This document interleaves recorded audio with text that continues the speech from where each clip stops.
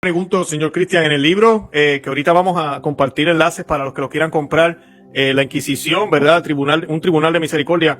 Me interesó mucho un capítulo que es exactamente al principio, después del prólogo, la introducción y todo lo demás. Es el primer capítulo que usted comienza hablando de el perdón que pidió Juan Pablo II, el Papa Juan Pablo II, que de verdad ha sido bien mal interpretado. ¿Nos puede hablar un poco de eso? Porque el mundo celebró. Ahí está la admisión. La Inquisición fue algo terrible, una huella horrible en la historia de la Iglesia Católica y de los países católicos. Ahí está, no tenían la razón, estaban mal, esas cosas que ustedes dicen que fueron guiados por el Espíritu Santo. Parece que no. ¿Qué fue lo que sucedió con esto? En el 1992 creo que fue, no me recuerdo el año ahora, cuando Juan Pablo II pide perdón. ¿Qué realmente pasó ahí? Bueno, acá tenemos que hacer un mea culpa a los católicos, porque evidentemente, digamos, gran culpa de que penetren este tipo de mentiras históricas es nuestra, porque ni siquiera leemos los documentos que celebramos. Porque si uno lee atentamente, ni siquiera muy atentamente, el documento este del mea culpa, uno va a ver claramente que en ningún momento Juan Pablo II, digamos, rechaza la Inquisición o pide perdón por la Inquisición in totum o la conquista de América y nada por el estilo. Lo que se hace ahí es, como siempre ha hecho la Iglesia, porque la Iglesia siempre ha sido autocrítica a través de la historia, lo que se ha hecho ahí es, digamos, ratificar una vez más que la Iglesia pide perdón y siempre va a pedir perdón por aquellos hechos o abusos que se pueden haber cometido en el pasado, ¿verdad? Pero son hechos que tienen que ser probados, evidentemente. Entonces él dice hechos que podrían haberse cometido en el pasado, pero en ningún momento él reniega y aparte es entendible. Primero que Juan Pablo II, bueno, yo en el libro cito varias palabras de Juan Pablo II hablando laudatoriamente en favor de la Inquisición, e incluso yo lo cito a Benedicto XVI. Benedicto XVI literalmente llega a decir que la Inquisición fue un progreso. ¿Por qué? Porque desde entonces no podía condenarse a nadie sin juicio ni proceso. Es decir, y también hay que agregar, para aquellos que hablan de Juan Pablo II, si quieren agarrar de Juan Pablo II o de este documento donde presuntamente se condenaría la historia de la Iglesia, que la Iglesia Católica ya institucionalmente habló y dejó zanjado el tema de la Inquisición, cuando en el año 1998 Juan Pablo II, preocupado justamente por la repercusión que estas mentiras históricas tenían en los católicos, se decidió hacer un simposio sobre la Inquisición, es decir, un gran congreso en Roma sobre qué había sido la Inquisición. Esto es importantísimo que lo sepamos todos los católicos. Ahora bien, en este congreso, que se hace en Roma en el año 98, se llamó a historiadores y especialistas de todo el mundo, e incluso de distintas religiones o posiciones ideológicas. ¿Para qué? Para poder asegurar o garantizar el mayor marco de objetividad en las conclusiones de esta investigación, ¿verdad?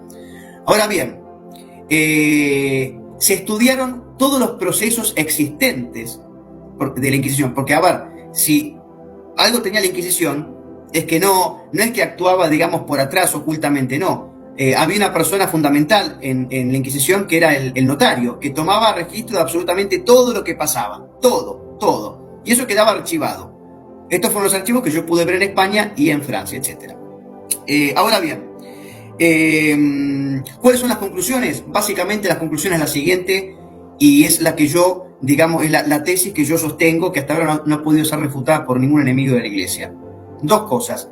La Inquisición fue un tribunal de misericordia. ¿Por qué? Porque el arrepentido, por el solo hecho de arrepentirse, obtenía el perdón. Eso no existe hoy en día, porque si vos sos un ladrón, vos robás, te podés arrepentir de robar, pero la pena en la cárcel la tenés que pasar. Bueno, la Inquisición te arrepentía, esto no existe. Ahora bien, pero además de un tribunal de misericordia, fue el tribunal más justo de la historia. ¿Por qué digo esto? Especialmente considerando aquel momento histórico, preciso momento histórico. Porque la persona acusada, el encausado, tenía una serie de garantías procesales que en muchos casos son mayores que las que tenemos actualmente en el sistema judicial. La persona tenía derecho a uno o dos abogados, existía la doble instancia, se podía pedir la recusación del juez. ¿Qué quiere decir esto? Que, por ejemplo, supongamos que la persona acusada sentía o percibía que existía algún tipo de animadversión del juez hacia él, podía pedir el cambio de juez, ¿verdad? Y hay casos en que esto se ha permitido. Existía un recurso muy utilizado para la defensa, que es el de la tacha de testigos. ¿Qué quiere decir? Que la persona era, ponle que me acusas vos a mí, Luis, vos me acusás a mí de hereje, o de haber cometido una herejía. Yo lo que puedo hacer, la Inquisición me da un lápiz y un papel. Entonces yo ahí voy a escribir el nombre de todos mis enemigos. Y ninguna de esas personas, de mis enemigos o de las personas que yo crea que puedan querer hacerme daño, ninguna de esas personas que yo pongo en esta nota, en esta hojita, pueden ser llamadas o tenidos en consideración en un juicio contra mí. ¿Por qué? Porque justamente lo que se quiere evitar es que muchas personas denuncien falsamente o quieran utilizar la acusación de herejía para poder, digamos, perjudicar a otra persona. O sea, no se permitían las denuncias anónimas ni tampoco se permitían las denuncias de personas que tuvieran o se pudiese sospechar que tenía algún tipo de animadversión contra mí. Y yo podía, además, llamar en mi favor, para defender mi honra, mi buen nombre, a cuantas personas en mi favor quisiese. Supongamos que yo tengo un testigo que me dice, no, mira, yo soy un fiel cristiano, yo no cometí esto, mi testigo vive a 2000 kilómetros de distancia. La Inquisición costeaba absolutamente todo. La Inquisición se encargaba de ir a buscar a ese testigo a 2000 kilómetros de distancia y atraerlo para que pudiera actuar en mi defensa. Es decir, que la Inquisición se aseguraba de que el acusado tuviera todos los medios para poder, digamos, efectuar una defensa justa y correcta. Esto no existe, no existía. Bueno, y hay toda una serie de garantías procesales que están descritas en el libro. Yo te dije solamente algunas, ¿no? Y por supuesto que están todas las fuentes. Entonces, bueno, creo que me fui un poquito de tema, perdóname, Luis querido. No, excelente, me encantó porque es cierto todo lo que decía Benedicto XVI, fue un progreso, algo que no existía en la manera, impactó la forma en que se lleva hoy en día, un poco, diría yo, bastante, los juicios. Hoy en día, ¿verdad? El culpable, bueno, en los países libres, el culpable tiene derecho a tener un abogado, puede cambiar de abogado, a veces tienen hasta múltiples abogados. El abogado puede jugar las cartas un poco con el jurado, ¿verdad? Si quiere cambiar a alguien o lo que sea. Hay de dónde para que al final, si se concluye que es culpable, oportunidad hubo para que él defendiera su caso. Déjame agregarte algo. Sí. Perdón, que es muy importante. Era muy difícil poder, digamos, catalogar a alguien como hereje, porque ese proceso, no es que terminaba el proceso, la investigación, y es el inquisidor el que dice, bueno, esto es culpable. No, ese proceso era enviado antes de poder emitir una resolución sobre la culpabilidad o no de la persona.